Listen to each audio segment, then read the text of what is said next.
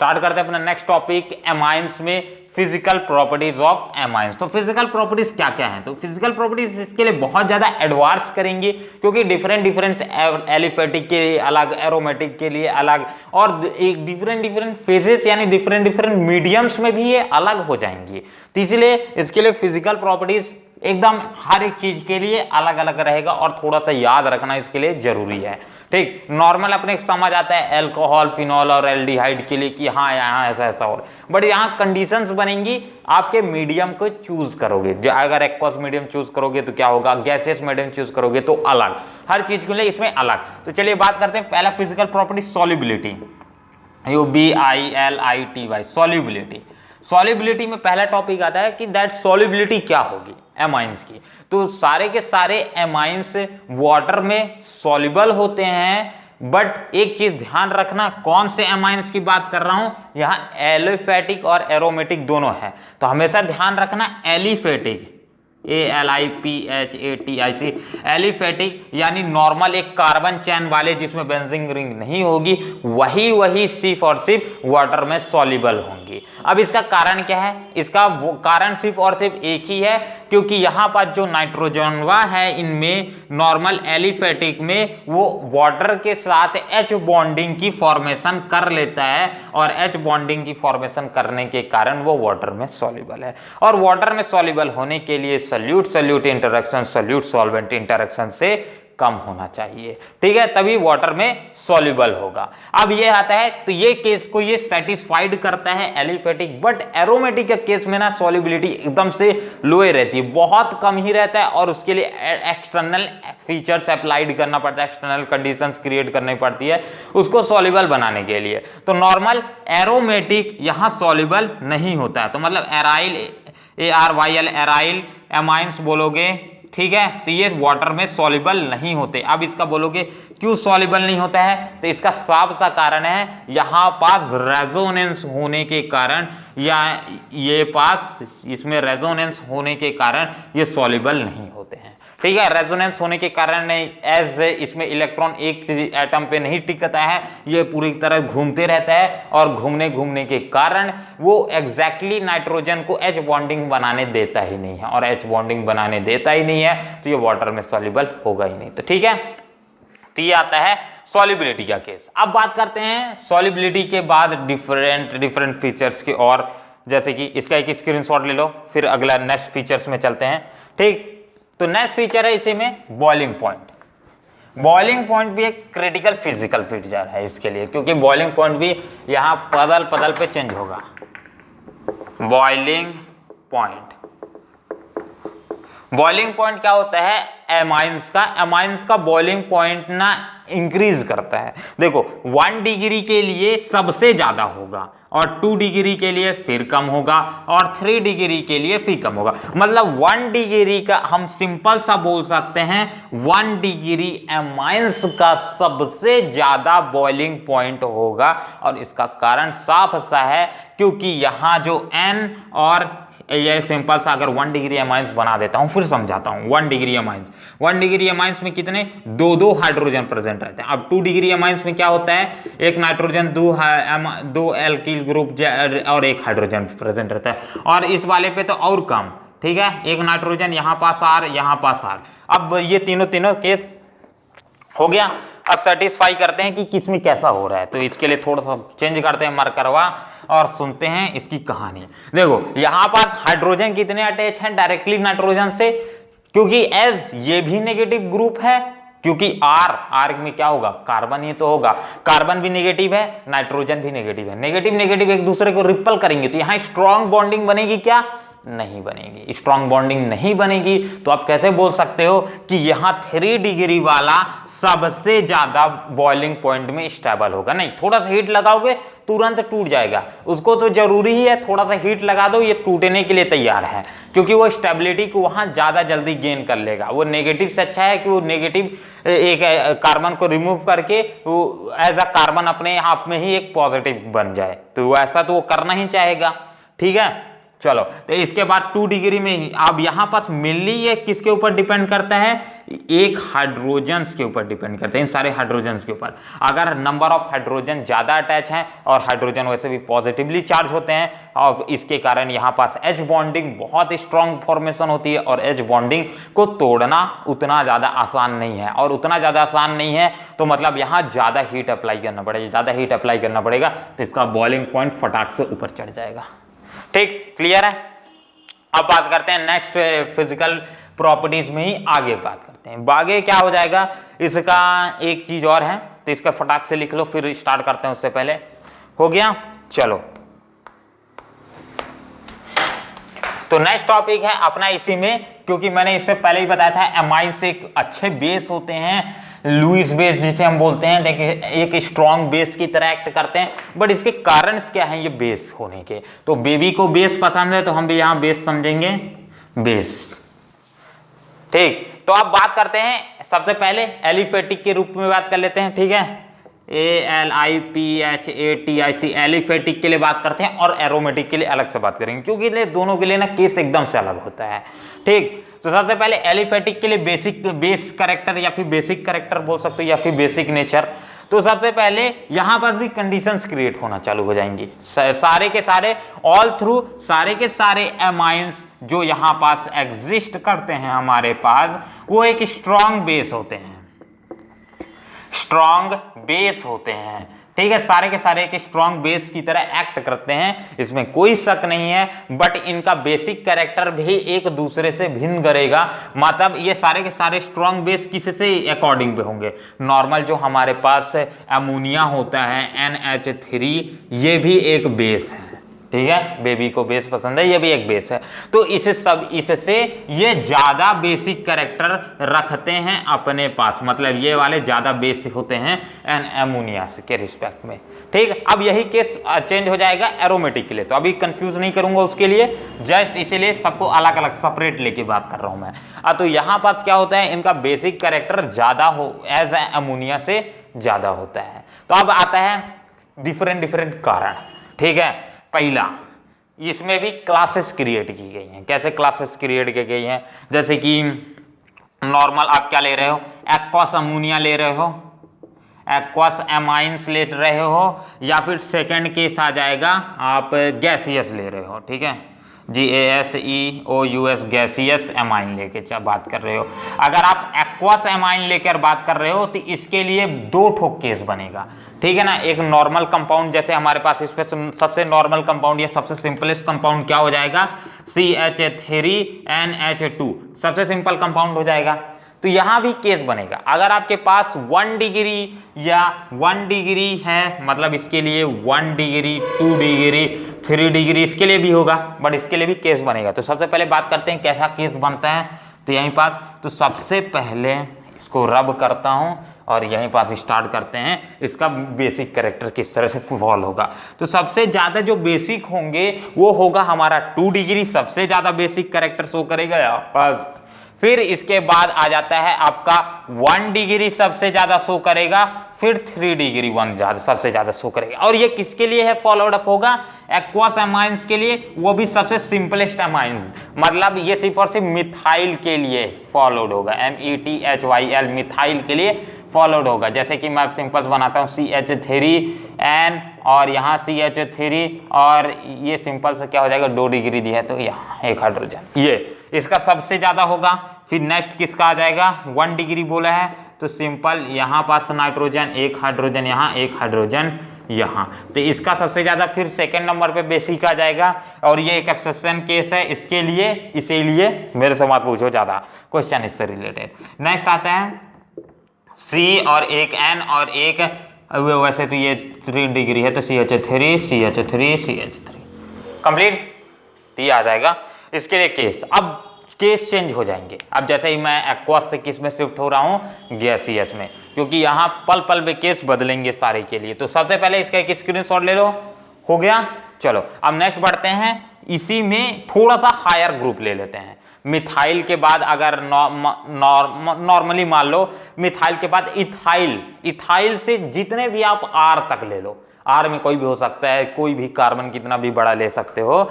ठीक है, मान लो मिथाइल के अलावा कोई ग्रुप लेता हूँ, जैसे कि मैं आर ले लेता हूँ, सिंपल मैं आर के रिस्पेक्ट में दिखा देता हूँ तो ज़्यादा बढ़िया रहेगा। आर के रिस्पेक्ट में दिखाओगे तो सबसे ज़्यादा क्या होगा, अगर आर के रिस्पेक्ट में लेते हो तो ये थोड़ा सा चेंज हो जाएगा, 2 डिग्री सबसे ज़्यादा, फिर 3 डिग्री सबसे ज़्यादा, फिर 1 डिग्री सबसे ज़्यादा। ठीक है, मतलब मिथाइल के अलावा अगर कोई ग्रुप लेकर के अटैचमेंट है डायरेक्टली, तो मान लेते हैं इसकी जगह क्या होगा, आर अटैच होगा, तो इसकी जगह क्या हो जाएगा, एक और आर, और इसकी जगह एक और आर। अब यहाँ क्या हो जाएगा, डायरेक्टली सिंपल सा एक आर अटैच होगा और नॉर्मल हाइड्रोजन अटैच होंगे सारी जगह। ठीक, तो ये हो जाएगा दूसरा केस। ठीक, चलो अब केस बदलेगा, समय के साथ सब कुछ बदलता है और यहाँ तो पल पल में सारे के सारे कैरेक्टर्स ही बदल जाएंगे। अब बेसिक के लिए अगर बात करते हो तो बेसिक कैरेक्टर के हिसाब से गैसियस के लिए बात करते हैं। अभी हमने एक्वस के लिए बात की, अब यही चीजें गैसियस के लिए बात करेंगे तो सारी चीजें फिर से चेंज हो जाएंगी। यही चीज मेरे को इसकी बोरिंग लगती है कि हर एक केस के लिए अलग अलग पढ़ो। चलो, तो इसके लिए अब किसके लिए बात करते हैं, गैसियस के लिए बात करते हैं। गैसियस अमाइंस अगर आपके पास है तो वहां पास सबसे ज्यादा क्या होगा, 3 डिग्री, फिर सबसे ज्यादा 2 डिग्री, फिर सबसे ज्यादा 1 डिग्री बेसिक कैरेक्टर शो करेंगे। ठीक है ना, यहां एक चीज समझ रहे हो, बेसिक कैरेक्टर किस चीज के ऊपर डिपेंड कर रहा है। बेसिक कैरेक्टर नॉर्मली अगर हमने इससे पहले वाले में बात की तो वो सेशन केस टाइप का मेरे को दिखा रहा था, इसलिए मैंने उसका ज्यादा डिस्कस नहीं किया।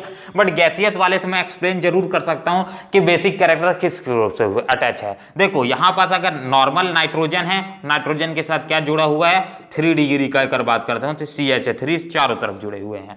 और यहाँ पास जो CH3 होते हैं वो क्या होते हैं, एक टाइप के EDG ग्रुप होते हैं। EDG ग्रुप क्या होते हैं, इलेक्ट्रॉन डोनेटिंग ग्रुप। और इलेक्ट्रॉन डोनेटिंग ग्रुप क्या करते हैं, electron donating group basic character को इंक्रीज करते हैं। क्या करते हैं, बेसिक कैरेक्टर को इंक्रीज करते हैं। और CH3 एक टाइप का एक स्ट्रॉन्ग EDG ग्रुप है, इलेक्ट्रॉन डोनेटिंग ग्रुप।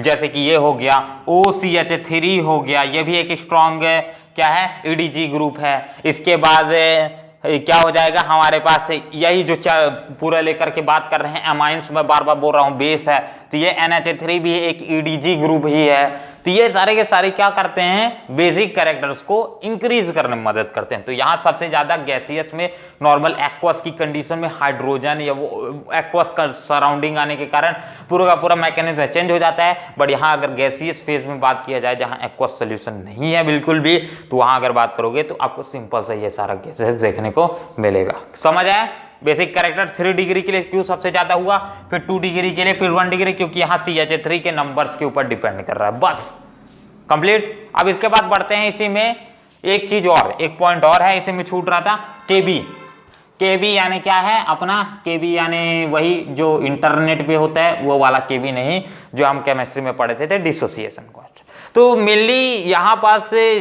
जितना ज्यादा जिसका डिसोसिएशन कांस्टेंट होगा वो उतना ही स्ट्रॉन्ग बेस होगा।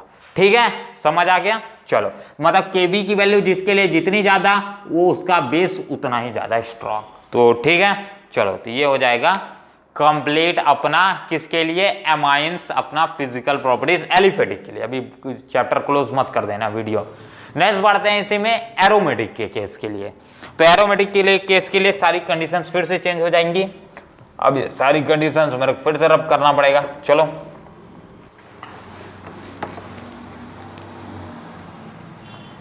यहां NH3 लिखा रहने देते हैं। अब यहां थोड़ा सा चेंजेस देखो, क्या थोड़ा सा केस बदलेगा, जो हमने पिछली बार पढ़ा था उसका जस्ट अपोजिट हो जाएगा। हमने पिछली बार पढ़ा था कि सारे के सारे एमाइंस एरोमेटिक AROE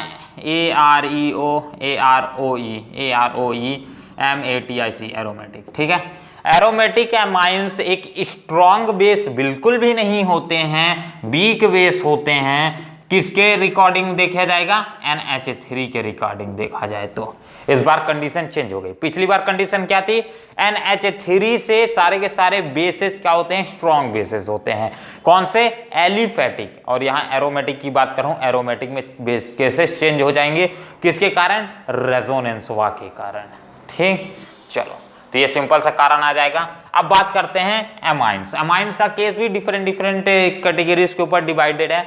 और यहाँ सबसे ज्यादा चीजें प्रोनाउंस होंगी, मतलब बेसिक कैरेक्टर सबसे ज्यादा किसका होगा, पैरा का होगा, फिर एक किसका ज्यादा होगा, फिर पैरा के बाद मेटा का होगा, ठीक है, और मेटा के बाद किसका होगा, नॉर्मल का होगा, ठीक है, और नॉर्मल के बाद किसका होगा, ऑर्थो का होगा। तो एक इसका ग्रुप लिख लो, ये सबसे ज्यादा किसका होगा, पैरा, फिर मेटा, फिर नॉर्मल, फिर ऑर्थो। और ऐसा ऑर्थो का इतना कम क्यों होता है, वो सारी चीजें जानेंगे, बट बने रहो इस वीडियो के साथ। और इसका एक फटाक से स्क्रीनशॉट ले लो, मैं जब तक चेक कर लेता हूँ वीडियो क्वालिटी सही है, सही है, सही है, सही है। चलो नेक्स्ट, अब बात करते हैं ये एमाइंस में किस तरह से ये बेसिक कैरेक्टर डिपेंड करता है। तो यहाँ पास मेनली ईडीजी ग्रुप और ईडब्ल्यूजी ग्रुप के ऊपर पूरा डिपेंड है। ईडीजी ग्रुप और ईडब्ल्यूजी ग्रुप, ये दो फैक्टर्स हैं जिसके ऊपर चीजें पूरी की पूरी बेसिक कैरेक्टर इसका डिपेंड करेगा। हमने इससे पहले बताया था ईडीजी ग्रुप क्या है। ईडीजी ग्रुप ऐसे ग्रुप्स होते हैं जो कि इलेक्ट्रॉन डोनेट करते हैं सामने वाले को। मेरे पास इलेक्ट्रॉन है, ले ले भाई, ठीक है। अगर मान लो मेरे पास N है और यहाँ CH3 है, नॉर्मल ईडीजी ग्रुप समझो कैसे काम करता है।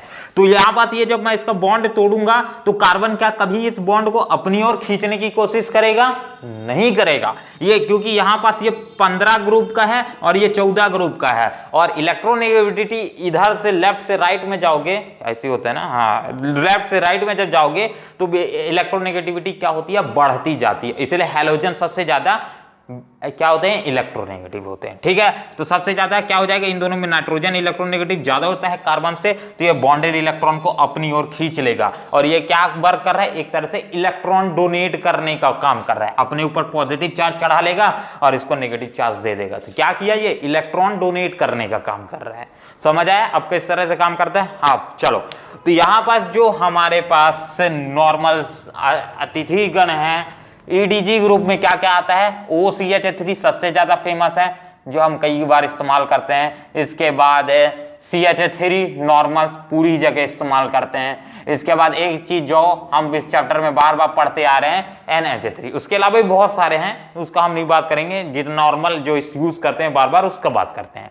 अब EWG ग्रुप क्या होते हैं, EWG ऐसे ग्रुप्स होते हैं जो कि इलेक्ट्रॉन विड्रॉ करते हैं, ठीक है, इलेक्ट्रॉन विड्रॉ करते हैं। अब कैसे करते हैं ये भी पूछोगे यार, चलो पूछे हो तो बताते ही हैं, हमारा बताना ही काम है। नॉर्मल मेरे पास क्या है, कंपाउंड है, मान लेते हैं CH3X है, और यहाँ पर जो हाइलोजन्स होते हैं, हाइलोजन मैं बता दूं सारे के सारे EWG ग्रुप है। EWG ग्रुप यानी इलेक्ट्रॉन विड्रॉइंग ग्रुप, इलेक्ट्रॉन जुड़े हैं तो इलेक्ट्रॉन को अपनी ओर ही लेंगे हमेशा।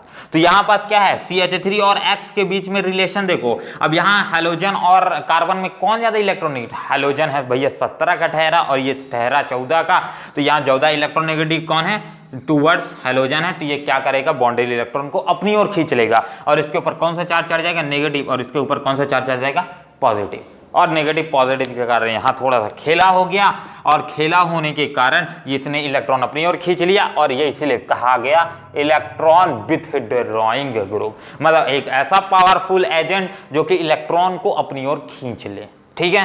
तो ये हो जाएगा, ये भी एक स्ट्रॉन्ग EWG ग्रुप है। इसके बाद और क्या है, हैलोजन के अलावा आप NO2 ले लो, NO2 बहुत खतरनाक होता है। अगर NO2 भी इसकी जगह जुड़ा है तो कार्बन, और अभी हमने बताया कार्बन और नाइट्रोजन में कौन ज्यादा इलेक्ट्रॉनेगेटिव, नाइट्रोजन होता है। और या फिर अगर ONO भी देखोगे तो क्या होगा, ये भी एक EWG ग्रुप है, क्योंकि ऑक्सीजन भी ज्यादा इलेक्ट्रोनेगेटिव होता है कार्बन से, तो ये क्या करेगा, इलेक्ट्रॉन को अपनी ओर खींच लेगा। ठीक, नॉर्मल केस समझ आए, EDG और EWG का क्या है कंडीशंस, क्या है लोचा, ठीक।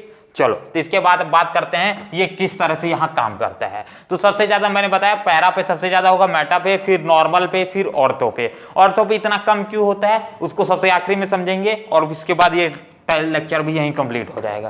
तो सबसे पहले मैं बनाता हूं एक नॉर्मल, पैरा पे ऐसा क्यों होता है, पैरा पे आग लगा दो, सॉरी NH2, ये केसेस चेंज हो जाएगा फिर। और यहाँ पास क्या जोड़ देता हूं मैं, मान लेते हैं यहाँ पास मैं जोड़ दे रहा हूं, हाँ EDG और EWG ग्रुप भी डिपेंड करेगा ना। EDG ग्रुप क्या करेगा, बेसिक कैरेक्टर्स को क्या EDG ग्रुप इंक्रीज करेगा, और EWG ग्रुप क्या करेगा, इसे डिक्रीज करेगा। तो ये कैरेक्टर्स को भी ऊपर साइन अपने मार्क्स में बना लो। तो ज्यादा पे बाद में कंफ्यूजन ना हो। तो मैं मान लेते हैं यहाँ पास क्या जोड़ा, CH3 जोड़ा। अब ठीक है, अब इस तरह के एक कंपाउंड दे दिया मैंने, आपके पास एक नॉर्मल कंपाउंड दे दिया। अब इसको आप में से इसको आपको बताना है, ठीक है, जितना पढ़े हैं अभी से उसी में से है पूरा का पूरा। NH2 और एक CH3 मैंने क्या जोड़ दिया, यहाँ जोड़ दिया। एक मेरे पास यहाँ पास एक ऐसा कंपाउंड था जिसमें से मैंने क्या किया है, NH2 यहाँ पास है और CH3 यहाँ जोड़ दिया। और एक मेरे पास नॉर्मल क्या किया मैंने, एक NH2 यानी एनिलीन ले लिया। अब ये 4 ठोक आपके पास कंपाउंड दिए गए हैं, कंफ्यूजन करोगे आप, मेरे को बताना मालूम है, A B C और D, ठीक है। अब ABCD में से आपको बताना है इसको असेंडिंग ऑर्डर में, असेंडिंग मत बोलो, इंक्रीजिंग ऑर्डर में जमाओ। चलो क्लियर, इंक्रीजिंग ऑर्डर में मतलब कि जहां पास बेसिक कैरेक्टर इंक्रीज करे, आप इससे ज्यादा नहीं। ट्राई करो 1, मैं 10 तक काउंट कर रहा हूं, ठीक है, या तो वीडियो पॉज करके आप आधा घंटा ले लो। 2 3 4 5 6 7 8 9 10 कंप्लीट। चलो टाइम अप। तो सबसे ज्यादा यहाँ कारण भी चाहिए मुझे कि ऐसा क्यों, ठीक, कारण के साथ आप जो भी आंसर दोगे तो कारण भी होना चाहिए, ऐसा क्यों। तो सबसे ज्यादा यहाँ पास कौन होगा बेसिक कैरेक्टर सबसे ज्यादा, तो बेसिक कैरेक्टर हो जाएगा यहाँ पास सबसे ज्यादा ये वाला, ठीक है, मतलब ए होगा सबसे ज्यादा। तो ए में सबसे ज्यादा भी करे दे रहा हूं। अब इसका कारण क्या है, कारण भी बताना है, सबसे ज्यादा है तो क्यों है। तो इसका साफ सा कारण है एक ही सिमेट्री, क्योंकि एक यहां पास है और डायरेक्टली इसके जस्ट अपोजिट। तो यहां पास स्टेरिकवा हिंडरेंसवा कितना प्रोड्यूस हो रहा है, एकदम मिनिमम, ठीक है। यहां पास होता तो ये थोड़ा सा कांटेक्ट में है तो नेगेटिव नेगेटिव रिपल करने के चांसेस ज्यादा है, बट ये एकदम एग्जैक्टली अपोजिट पोल में है। एक तो यहां है और एक यहां है, इस हाथ में, एक यहां हाथ में और एक इस हाथ में है, तो जस्ट अपोजिट में। तो एकदम से स्टेरिकवा हिंडरेंसवा कम पड़ रहा है, इसीलिए ये सबसे कम, ठीक है, स्टेरिक हिंड्रेंस यहाँ कम हो रहा है। इसके बाद नॉर्मल सेकंड किस पे आ जाएगा, सेकंड आ जाएगा मैटा पे। अरे ऊपर में सब कुछ बना दिया हूं तो भी फिर भी चलो, उसके बाद आपको रीजन भी देना है ना, ये मेन कारण है। सी, इसके बाद कौन सा आ जाएगा सेकंड पे, डी, इसके बाद कौन आ जाएगा आखिरी पे, आखिरी पे आ जाएगा बी। अब यहां पास पहले का तो आंसर दे दिया, दूसरे का आंसर मेटा वाला। मेटा पे ऐसा क्यों होता है, क्योंकि एज ये नॉर्मल मेटा वाला पोजीशन हमेशा बेसिक कैरेक्टर्स के लिए रिस्पॉन्सिबल होता है, ठीक है, वो हमेशा बेसिक कैरेक्टर्स को इंक्रीज करता है। ऑर्थो और पैरा वाले हमेशा एसिडिक कैरेक्टर्स को इंक्रीज करने के लिए रिस्पॉन्सिबल होते हैं सबसे ज्यादा, बट यहाँ मेटा वाले पे कभी भी एसिडिक कैरेक्टर को इंक्रीज नहीं करता है, ठीक है, ये भी एक कारण आ जाएगा नॉर्मल। और यहां पास से एक दूसरा कारण आ जाएगा, ये भी जो मैंने अभी जस्ट बताया था, स्टेरिकवा हिंड्रेंस। यहां पास थोड़ा सा लेंथ ज्यादा है, एंगल ज्यादा होने के कारण यहां स्टेरिक हिंड्रेंस उतना ज्यादा प्रोड्यूस नहीं होगा, ठीक है, तो ये भी एक कारण आ जाएगा। और नॉर्मल CH3 ग्रुप क्या है, एक EDG ग्रुप है, और EDG ग्रुप क्या करता है, इलेक्ट्रॉन डेंसिटी को इंक्रीज करता है, और इलेक्ट्रॉन डेंसिटी को अगर इंक्रीज कर रहा है और डोनेट भी कर रहा है तो इसके कारण ये क्या बन जाएगा, एक स्ट्रॉन्ग बेस बन जाएगा। अब इसके बाद नेक्स्ट आता है ये वाला नॉर्मल। ये वाला क्यों ले रहा हूं, क्योंकि ऑर्थो इफेक्ट यहां अप्लाई हो रहा है, इसलिए मैं नॉर्मल बोलूंगा कि एनिलीन एक स्ट्रॉन्ग है, ठीक है, स्ट्रॉन्ग बेस। अब इसके बाद ये पूछोगे, अब आता है आखिरी कहानी बी के लिए, ऑर्थो, जिसे हम ऑर्थो इफेक्ट के नाम से भी इस टॉपिक को समझते हैं। तो ऑर्थो इफेक्ट क्या होता है, ऑर्थो इफेक्ट यहाँ अप्लाई हो रहा है जिसके कारण हम इसे सबसे कम बेसिक मान रहे हैं। ऑर्थो इफेक्ट एक ऐसा इफेक्ट है जो कि बेसिक कैरेक्टर को डिक्रीज कर देता है। अब कारण आएगा, अब पूछोगे क्यों डिक्रीज कर देता है, क्योंकि ये भी एक इलेक्ट्रॉन डोनेटिंग ग्रुप है, ठीक है, तो इलेक्ट्रॉन क्या आ जाएंगे टूवर्ड्स इसकी तरफ जाएंगे, और ये भी एक इलेक्ट्रॉन डोनेटिंग ग्रुप है, तो ये क्या हो जाएगा, इलेक्ट्रॉन को क्या करेंगे इधर, सॉरी, इलेक्ट्रॉन को बॉन्डेड इलेक्ट्रॉन के यहां साइड करेंगे। अब यहां क्या हो जाएगा, दो दो दो ठोक, no no no no no no no no, गड़बड़ हो गई, गड़बड़ हो गई। ये वाला इलेक्ट्रॉन पहुंचाएगा और ये वाला इलेक्ट्रॉन खींचेगा, ठीक है। तो यहां पास एक कारण क्या आ जाता है कि यहां की एज स्टेरिकवा हिंड्रेंस, इसके ऊपर कौन चार्ज चढ़ा, नेगेटिव, और इसके कारण कौन चार्ज चढ़ा, इस वाले कार्बन के ऊपर भी ये टूवर्ड्स इसकी तरफ भी टूटने के चांसेस है और इसकी भी तरफ भी, तो मान लेते हैं हम इसी की तरफ टूट रहा है बेंजीन में, तो इसके पास दो दो चांसेस है कि एज यहाँ पर नेगेटिव नेगेटिव वाले प्रोडक्ट एक पास ज्यादा है, यहाँ पास क्या इनके बीच में बहुत ज्यादा गैप है, नहीं है। और इनके बीच में ज्यादा गैप है और ज्यादा एंगल ना होने के कारण, एक स्मॉलर एंगल के कारण ये नेगेटिव नेगेटिव एक दूसरे को रिपल करेंगे, और नेगेटिव नेगेटिव जब एक दूसरे को रिपल करते तो एक दूसरे के तोड़ने की कोशिश करते हैं, ठीक है, एक दूसरे को दूर फेंकने की कोशिश करते हैं। तो यहाँ स्टेरिक हिंड्रेंस इतना ज्यादा प्रोड्यूस हो रहा है कि इसके कारण, जिसे को हम ऑर्थो इफेक्ट भी बोलते हैं, और जिसके कारण वो बेसिक एक कैरेक्टर्स को पूरी तरह से डिक्रीज कर देते हैं। और स्टेरिक हिंड्रेंस बेसिक कैरेक्टर को सबसे ज्यादा डिक्रीज करने के लिए भी रिस्पॉन्सिबल माना जाता है। तो ये था इस पूरी कहानी। अब एक स्क्रीनशॉट हो जाए, पूरा का पूरा रद्दी टाइप का हो गया है, फिर भी